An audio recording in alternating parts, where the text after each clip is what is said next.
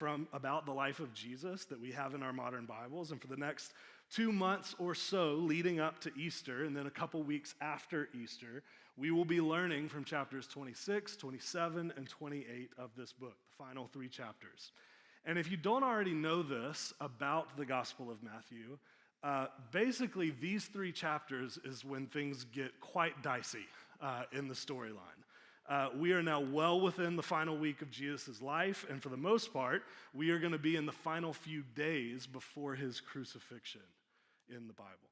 And at this point, Jesus has been telling his disciples with increasing frequency that the end is very near for him in his life on earth. And in response to that warning that he has given them, the disciples have done anything from outright ignore that warning to being confused by it, to actively trying to argue him out of it as he says it. So they're not doing great with this particular warning from Jesus. And in today's passage, we are going to begin with him reminding them of this pending reality yet again. He's going to tell them the same thing yet again, and we're going to see how they respond. So start reading with me, chapter 26, verse 1.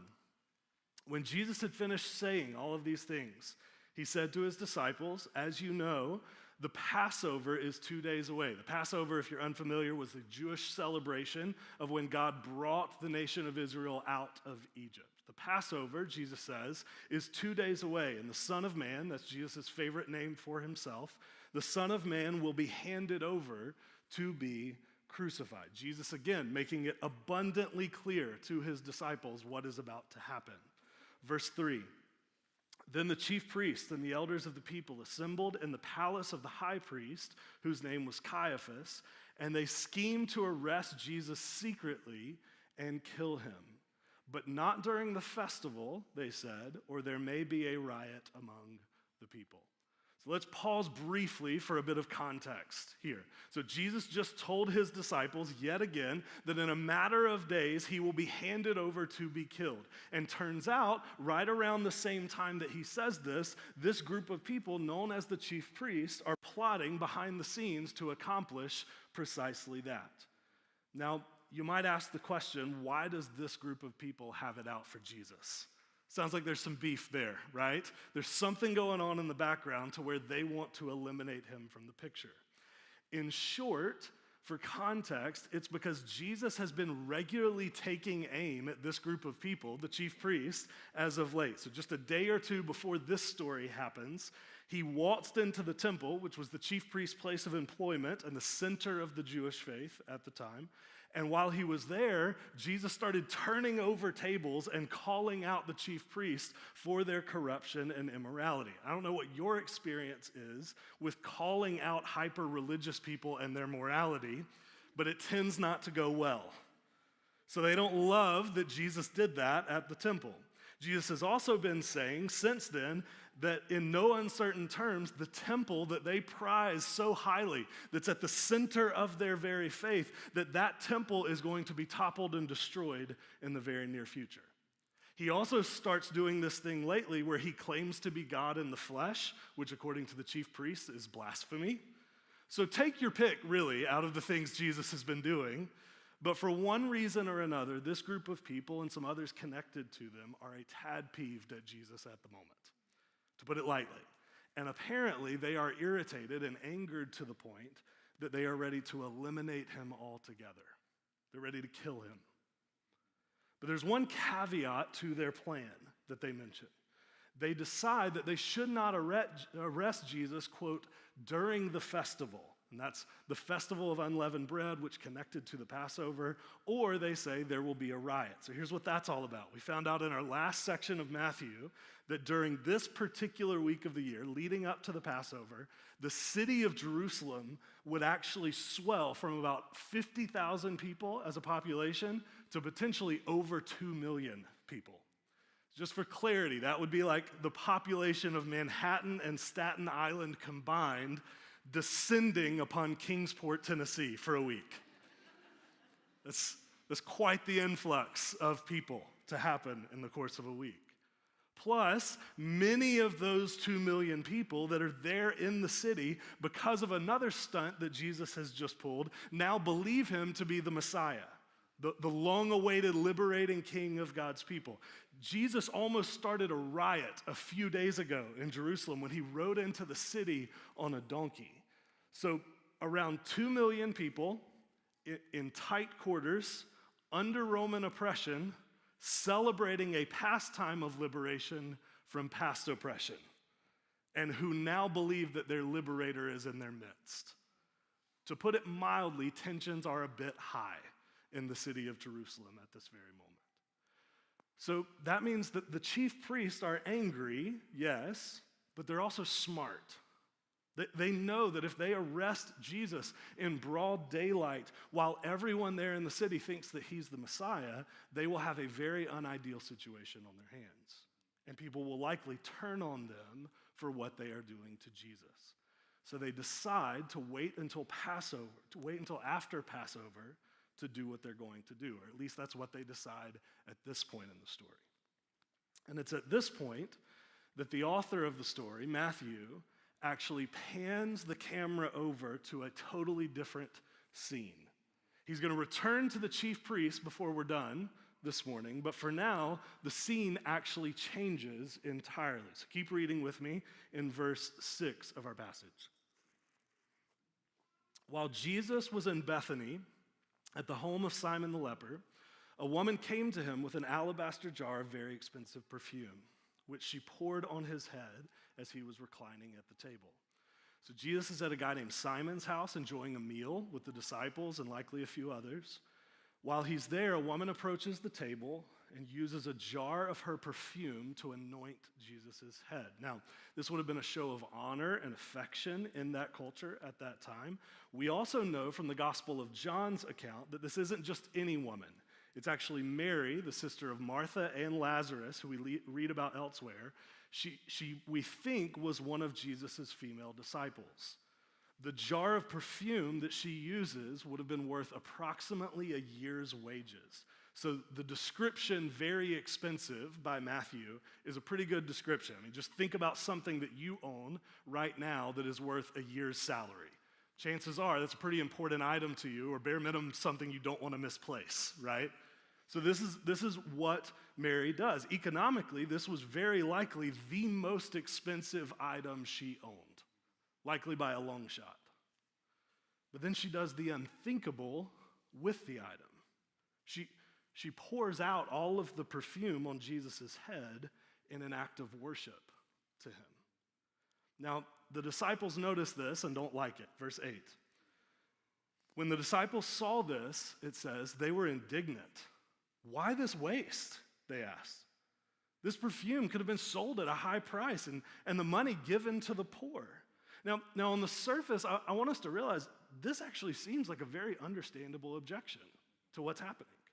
Jesus talked a lot in his ministry about caring and providing for the poor. It seems like that's something that's fairly important to him and his priorities on earth. And yet here is Mary with this jar of perfume that is worth quite a bit of money, and she just wastes it all by pouring it on Jesus' head. That money could have gone to better places. It could have been sold and the proceeds used to provide for the poor, something that Jesus evidently cares a lot about. Likely, if you and I were sitting at this table having this meal with Jesus, if we were the disciples, we would be thinking and saying something very similar to what they say. But there's actually a little bit more going on underneath the surface of what's going on at the table. The Gospel John's account, again, of this same story tells us that the primary disciple who voiced this objection to what happened with the perfume was a disciple named Judas. And yes, that Judas. We're told in the Gospel of John in chapter 12 that, quote, Judas did not say this because he cared about the poor, but because he was a thief. As keeper of the money bag, he used to help himself to what was put into it. So Judas is not genuinely interested in caring for the poor in what he says here. He's interested in his own bottom line. He is actively stealing from Jesus' ministry, and that's why he raises this particular objection to Mary's act of devotion. Judas knows that he cannot personally profit from spilled perfume. He can profit from money given to Jesus' ministry. Judas, at least at this point in the story, seemingly has very different objectives than Jesus and the rest of the disciples, which is going to become even more evident by the time we're done. But for now, we get Jesus' response to this objection from Judas and the other disciples. Look with me at verse 10. Aware of this, meaning aware of what the disciples are thinking and saying about what just happened, Jesus said to them, "Why are you bothering this woman? She has done a beautiful thing to me. The poor you will always have with you, but you will not always have me." Jesus is once again trying to emphasize what is about to happen to him any day now. Verse 12, "When she poured this perfume on my body," Jesus says, "she did it to prepare me for burial. Truly I tell you, wherever this gospel is preached throughout the world, what she has done will also be told in memory of her." Now, the way that this story plays out continues a bit of a theme that we've seen repeatedly in the Gospel of Matthew as we've worked our way through it.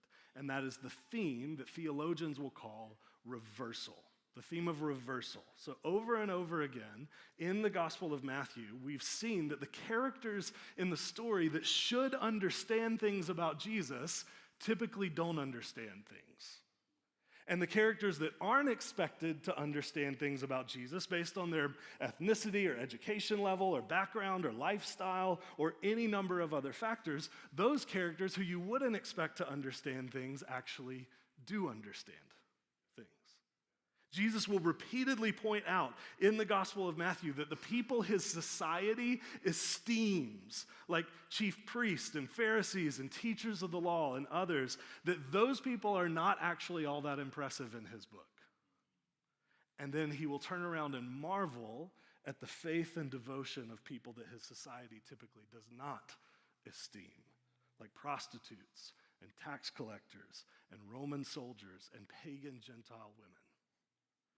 Here in this story, the one that we're reading about today, the 12 guys that should get what's about to happen to Jesus, if for no other reason than he has now told them about it repeatedly, they don't seem to get it at all.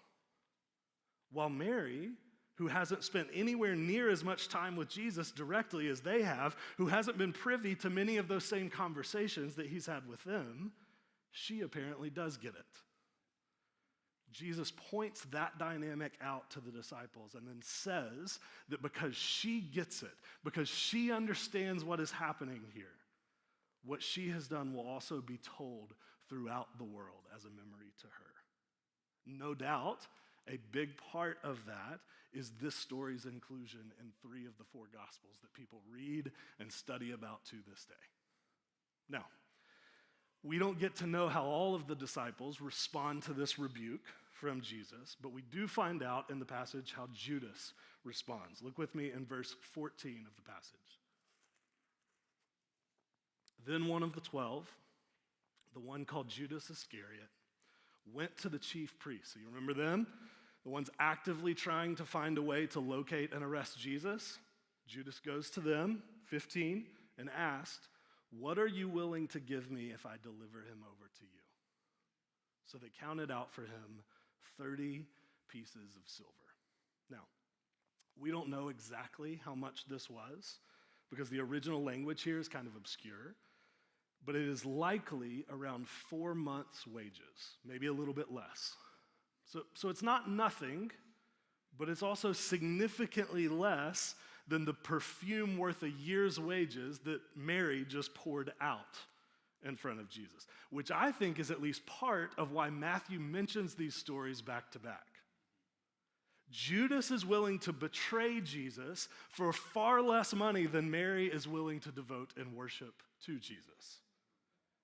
Do you see that in the story? So we're going to talk more about that momentarily. For now, I just want you to observe that in the storyline. Because then Matthew closes this story with one of, in my opinion, the most horrific sentences in the Gospels, if not in the whole Bible. Verse 16. From then on, Judas watched for an opportunity to hand him over. for reasons we're not entirely privy to in the story, something shifts in Judas. Something changes in his heart. He takes the deal from the chief priest and he prepares to betray Jesus to the chief priests, people who will eventually see to it that Jesus is crucified and killed. Now, we're going to circle back to one key detail about this whole story before we're done that I think is important. But for now, I want us to try to answer the question that we always try to answer when we read and study a passage from the Bible, and that's, what does this story mean? So we've talked for a while about what it says, what the details are. Now I want to know what it means. And maybe more specifically, what it means for us, what it means for you and I here in the 21st century following Jesus and attempting to follow Jesus. Here's where I think we should start answering that question. At its core, this is a story that asks the question, how much is Jesus worth? How much is Jesus worth? And specifically, it is a story about two very different answers given to that question. Mary answers it one way, and both Judas and the chief priest answer it a very different way. Those people have very different perspectives on the worth of Jesus. And part of what we find out in the passage is that question, how much is Jesus worth, that's not really a question that can just be answered theoretically. At least not well. I mean, I have faith that most of us in the room who claim to follow Jesus, if I were to ask you the question, how much is Jesus worth to you, I have confidence that most of you would answer that question by saying everything.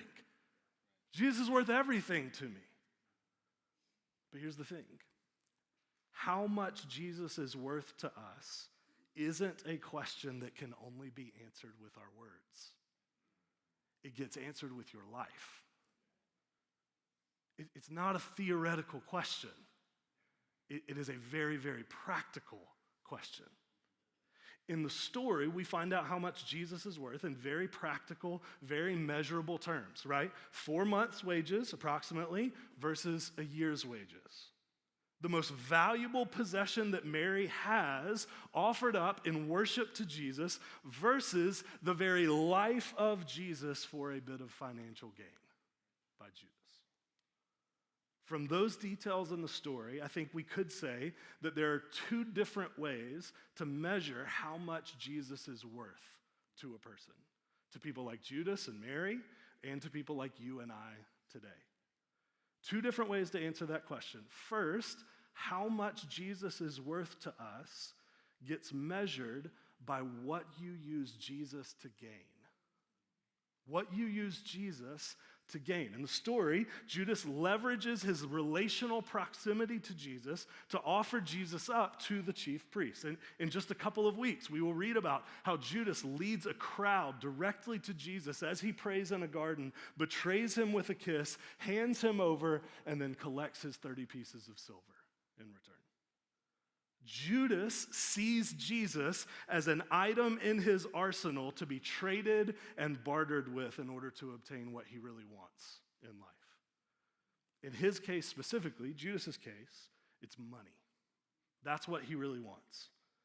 We're told that Judas, quote, helped himself to the communal money that Jesus and the disciples carried around. And here in this story, he betrays one of his best friends for just 30 pieces of silver.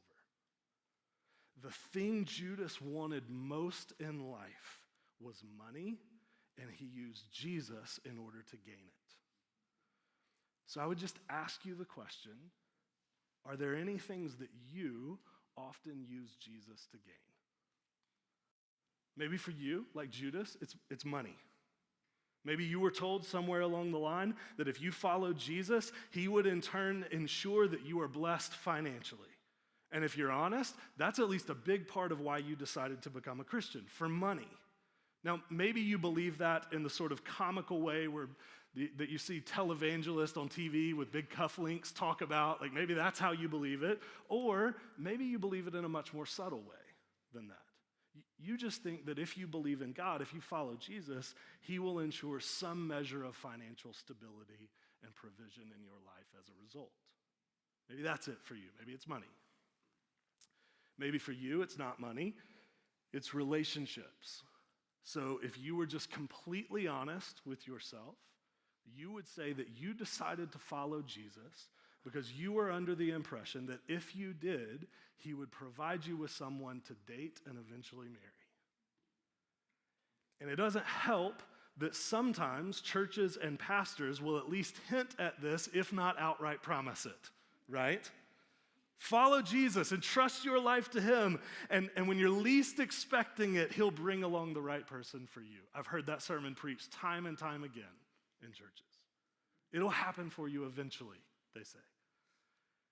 But then maybe for you, you waited and waited and waited some more, and that person never came along. Maybe that's the thing that you thought Jesus would gain you as a result of following him. Maybe for you, it's something more like social acceptance. So living in the Bible Belt can be really, really weird. I think a lot of us have figured that out by now. Because most places in the country, and especially most places in the world, saying that you're a Christian doesn't really get you much of anywhere, at least socially speaking. But here in the South, at least some of the time, it actually can work to your advantage. Right? So sometimes people will say they're a Christian because the job they're applying for is a faith-based organization or a faith-friendly organization, or because the people making the decisions in the organization at least claim to be Christians and are partial towards Christians. Or maybe it's saying that you're a Christian because it helps you find friends in a city where a lot of people at least claim to still be Christians. So maybe you showed up at our church today or a while back, and you stuck around our church simply because you love the community here. And listen, we're glad you love the community here. We think that's great. But just so we're clear, the reason you likely love the community here is because this is a community of people who have decided to leverage their entire lives for the cause of Jesus. That's what makes it appealing. That's what makes the community here compelling. It's not because we're awesome people, it's because we've devoted our lives to Jesus and he's worth it. And so if you're around our church, but you haven't actually decided at a personal level to follow Jesus, we want you to know this is a safe place for you to be and ask questions and be honest about that. But I will say at some point, there's a good chance that if you are not following Jesus, you will feel a little bit on the outside of things here. Because the reason that we are this type of community is because there are people here who have devoted their lives to the cause of Jesus. And for some of you, that's where you are at currently. If you are completely honest, you do not have much desire to follow Jesus in specific arenas of your life. It's just that claiming that you follow Jesus helps you gain some things that you do want, like friends and community. And I just want you to see, because I care about you and I want you to discover what following Jesus is, I want you to see that what that is actually doing is using Jesus to gain something that you actually want more than him. Maybe it's something else for you that I haven't mentioned. Maybe it's comfort or health or security or control or power. Maybe it's something as simple as an easier life. Just believing that nothing terrible will happen to you or your family if you are a Christian. My point is that there is really no shortage of things that people will use Jesus in order to gain. But it's here that we have to understand a very important distinction. Following Jesus is not about using him to gain all the things that you actually want more than him. That's not how it works. Following Jesus is about seeing Jesus as an end in and of himself. He's the prize, not the means to the prize. The late Timothy Keller, I think, put this so succinctly, so helpfully. He once said in one of his books, religious people find God useful.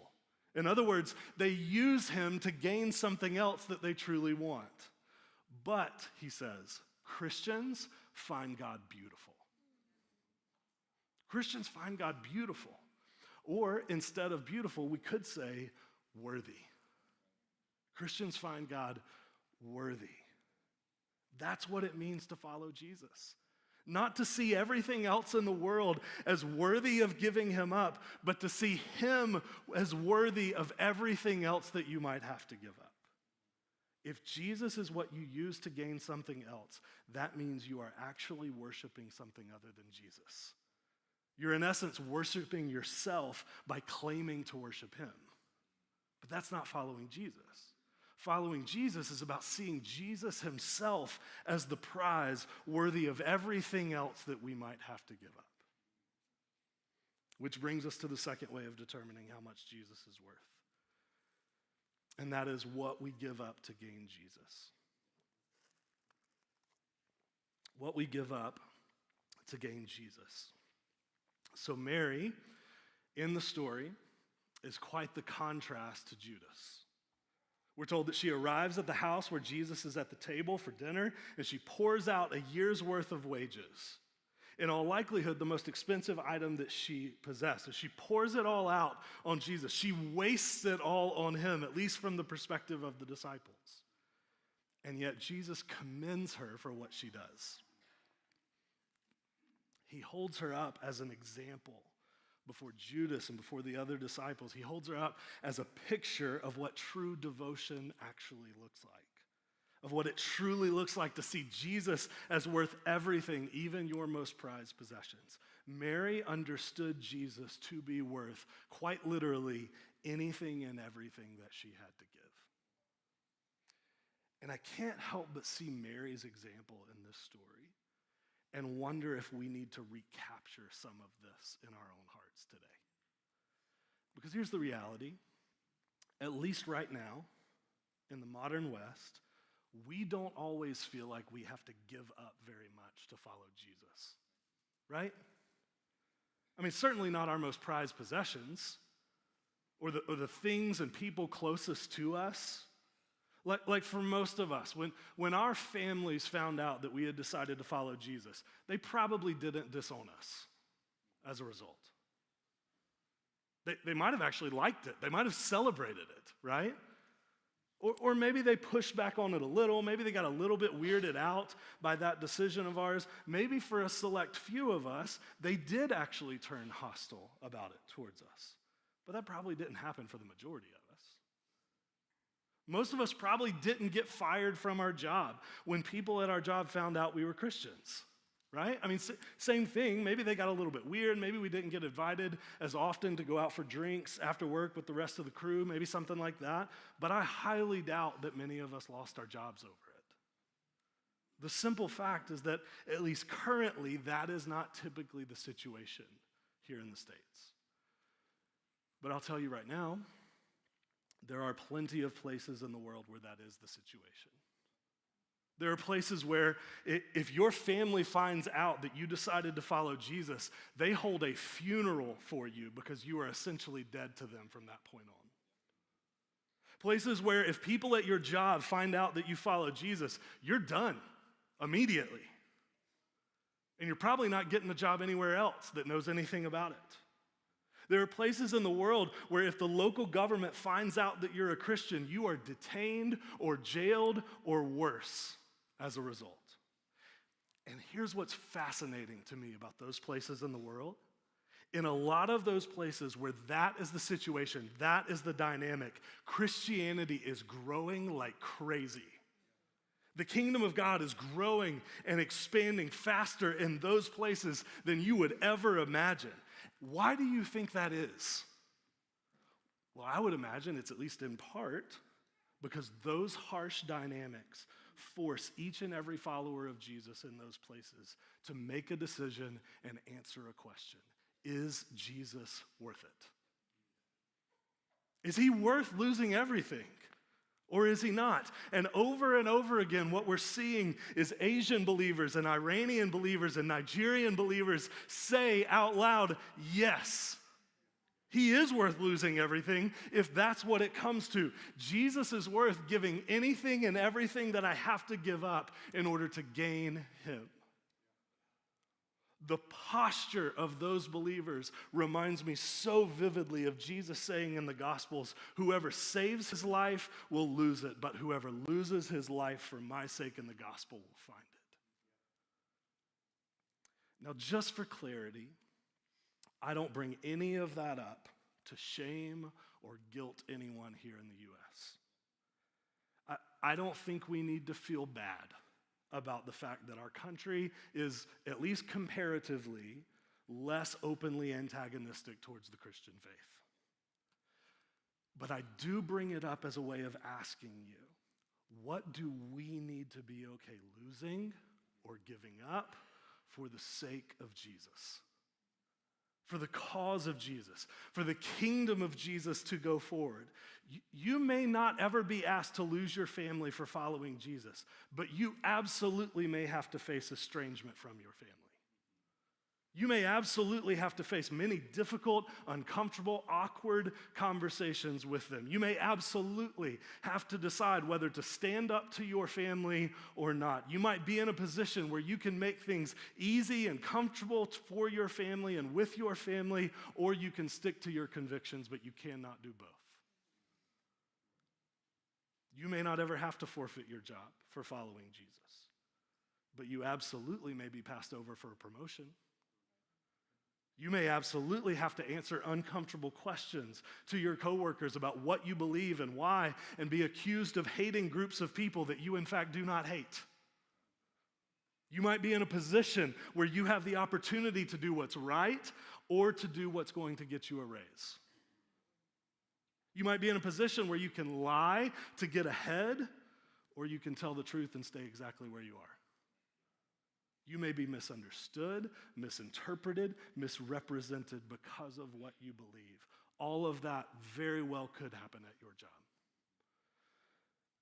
In the world of dating, single people, you may very well find yourself in a position where you can stay with a person that you really, really like, who really, really wants to sleep with you, or you can faithfully follow Jesus in that arena of your life, even if it means likely losing the relationship and being mocked and or judged by the person you are in a relationship with.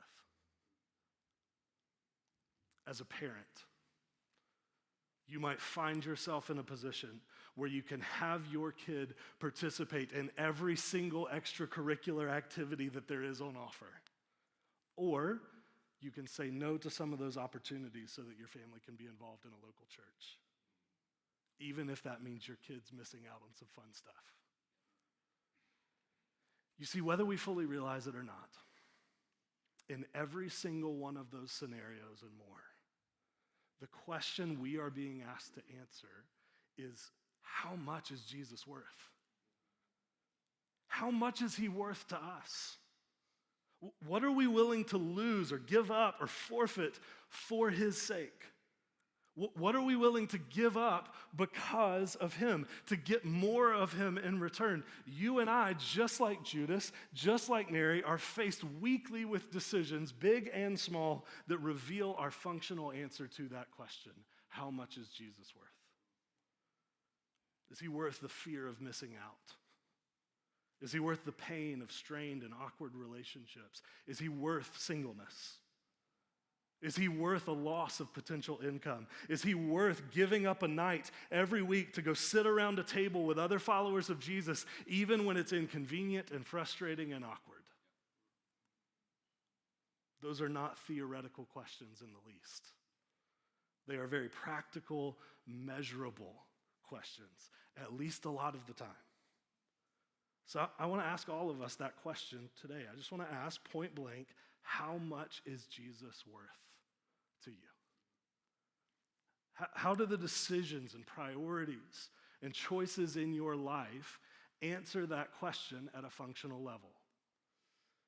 What have you used Jesus to gain? And then what are you willing to give up in order to gain him? I think it is well worth spending some time reflecting on that question this week. Maybe reflecting on it some on your own and some with other followers of Jesus who can help you speak into the answer to that question from what they see about your life. I would recommend both of those settings. But let's not overlook this question as a follower of Jesus. I would argue that we can't not answer this question. In fact, we are functionally answering it every single day of our lives. But at the same time, I also don't want us to end there this morning. I want us to end by asking and answering one more question. Here's the other one I'm so interested in as I read through this story in Matthew chapter 26. It's the question, what did Mary see in Jesus? What did Mary see in Jesus? She's our example in this story, right? She's the person that we want to be like. We want to be willing to give up things in order to gain Jesus, worship Jesus, all of that. So what did Mary see in Jesus? What was it exactly that prompted her to believe that Jesus was, in fact, worth everything? Doesn't it seem like we need the answer to that question too? What caused Mary to draw the conclusion that Jesus was worth the most valuable possession that she had and ultimately worth her entire life's devotion as a follower of Jesus? What did she see in Jesus? I think the answer to that question is in what could seem like minor details of this story, but I don't believe they're minor at all. I believe every single word is put in the Bible for a reason, and I think this is incredibly important to understanding this story. When we read John's account of this story, the one that I mentioned in John chapter 12, he gives us one additional detail that Matthew does not about the story. He says that this interaction between Jesus and Mary happened on a very specific day of the calendar, namely that it happened 6 days before the Passover. 6 days before the Passover. Now, that likely does not mean very much to most of us in this room, but it absolutely would mean something to the average Jewish person reading this story. Because they would know that something happened every single year exactly 6 days before the Passover. If you were a Jewish family celebrating the Passover meal exactly 6 days out, you would go and select the Passover lamb from your flock that would be offered as a sacrifice 6 days later. You would go out into the fields, you would choose a lamb without blemish or spot in the language of the Old Testament, and you would bring that lamb into your home. That lamb would then be inspected to make sure that it met all the criteria for the sacrifice, for it being the Passover lamb, and then assuming that it did, that lamb would then be anointed with oil in preparation to be killed. That's how it worked. Which I think means that in this story, when Mary anoints Jesus' body with perfume 6 days before the Passover, it's because she realizes something. What she does in this story is a show of worship and devotion and affection, but it's not just that. It is Mary demonstrating that she believes Jesus to be the Passover lamb. She understands, seemingly better than most any of the male disciples at this point in the story, what is about to happen to Jesus and why. She understands that he is about to become the sacrifice for all of them. He will be demonstrated to be the Lamb of God who takes away the sins of the world. She understands that Jesus will soon give up everything, even his very life, to become what she and the disciples and you and I all needed him to be, what we presently need him to be. His body will be broken. His blood will be shed for us as the Passover lamb. That, according to Mary, is what makes him worth anything and everything that she has to give up. That is what makes him worth losing anything in order to gain. That to her is what makes Jesus worthy. So this is a story about what Jesus is worth, to be sure. But it's ultimately a story about what makes Jesus worthy. It's about understanding who Jesus is, who he would become, and how he would become those things. It's about understanding him as the one who gave up everything in order to gain us and then allows us in return to gain him. Before it is a story about our sacrifice, it is a story about Jesus' sacrifice, about him becoming our sacrifice on our behalf. He was the one who gave up everything on the cross. And if that's what he did for us, it follows that we would be compelled as his people to take exactly the same posture in return, to give up our lives for him. Jesus is infinitely, ultimately worthy. He demonstrated that so clearly for us on the cross. So each week together as a community in this room, we come to the tables together and we remember that precise moment in human history when Jesus became the Passover lamb for us. The moment when Jesus demonstrated clearly how worthy he truly is. We take the bread that represents his broken body. We take the cup that represents his spilled blood. We take those elements together and we actually ingest them into our very beings.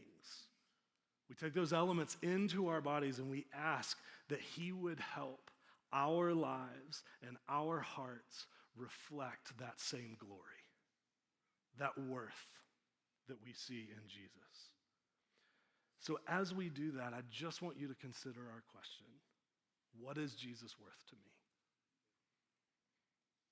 What does my life currently communicate about Jesus' worth? And in the areas where it falls short, and we all have areas where it falls short, this morning is the time to offer those things up to him and ask him to change our hearts and minds about them. Maybe there's work that you need to do there. Maybe you need to grab somebody that you came here with this morning and talk through that. Maybe you need to grab somebody from your life group and wrestle through all of that. If you're here for the very first time this morning and you came by yourself and you don't know who to talk to about it, but you know you need to talk about it, you're in luck because today, for the very first time, we're actually going to have a team of people down here that would love to pray with you and process that stuff with you, our prayer team. They're going to be down here in front of the stage as we sing and as we respond, and they are ready to talk with you through whatever you need to talk through. They would absolutely love to do that with you. And then they'd love to pray over you and ask that God would help you by his Spirit to put those things into practice. They'd also love to connect you with anybody who can help. So feel free to participate in any and all of that as we respond this morning. All of it is available to you as we respond by reflecting on and celebrating just how worthy Jesus is. Let's pray.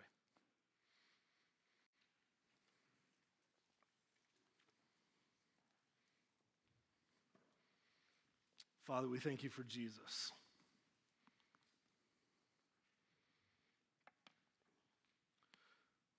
We thank you that you sent him to become the Passover lamb.